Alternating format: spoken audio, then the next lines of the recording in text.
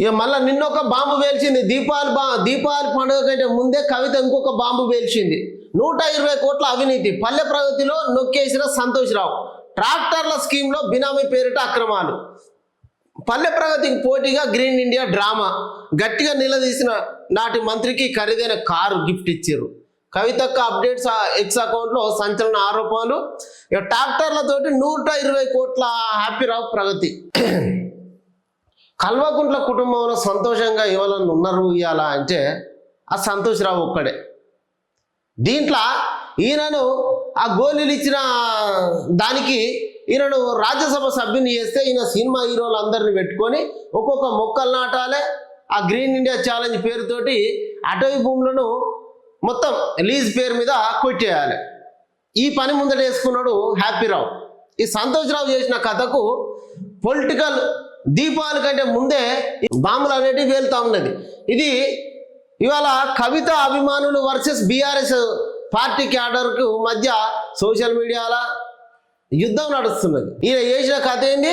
Bengaluru to వరికోలు via happy రావు.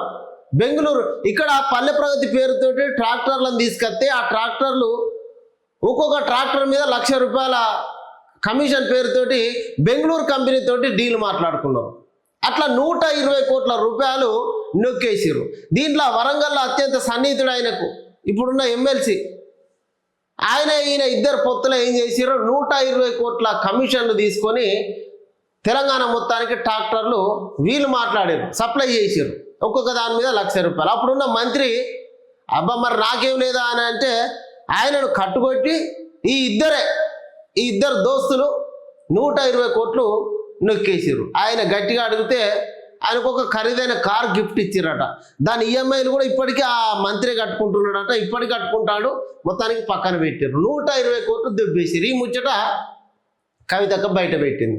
ఇలా మొన్న హరీష్ రావు బండారం బయట పెట్టింది. నిన్న సంతోష్ రావు బండారం బయట పెట్టింది. మళ్ళీ రేపటికల్లా ఇంకొక రావు పరిస్థితి కూడా బయటకు వస్తుంది.